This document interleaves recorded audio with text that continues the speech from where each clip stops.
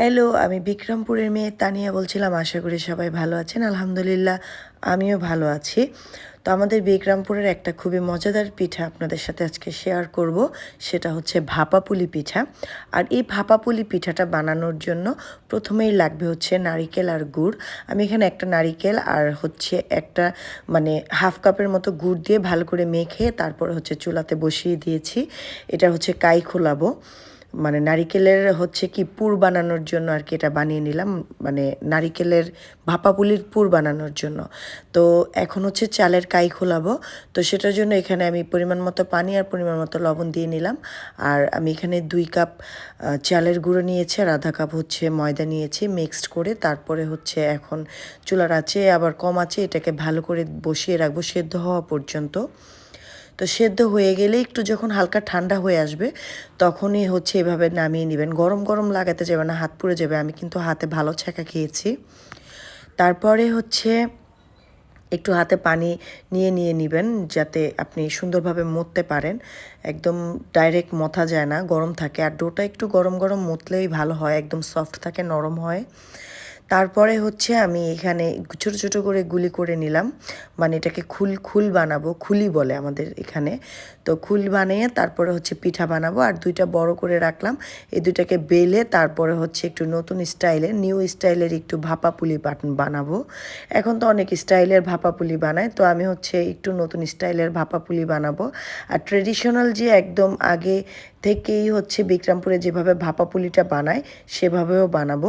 এটা হচ্ছে নতুন স্টাইলের ভাপা পুলি। তো এরকম করে রুটি বেলে তারপরে হচ্ছে নারকেলের পুরটা এরকম করে ছড়িয়ে দিব, একদম সুন্দর করে ছড়িয়ে দিয়ে তারপরে হচ্ছে এটাকে আমি এখন রুলের মতো করে নেব। সুইস রুল কেক যেরকম ওরকম করে রুলের মতো করে নেব।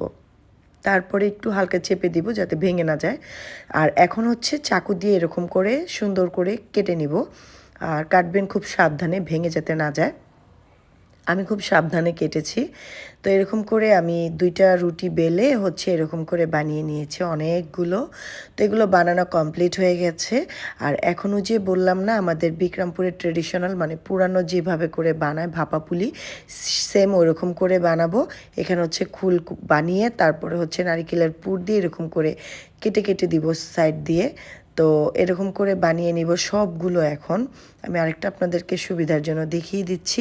আর আমাদের বিক্রমপুরের যে আপুরা আছেন তাদের তো আর দেখাতে হবে না, তারা তো এইসব বানাতে খুব এক্সপার্ট, পিঠা বানাতে।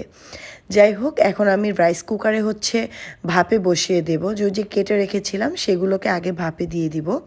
তারপরে হচ্ছে যেগুলো হচ্ছে পরে বানিয়েছি, খুল করে বানিয়েছি যেগুলো, সেগুলোকে হচ্ছে আবার পরে ভাপে দিব।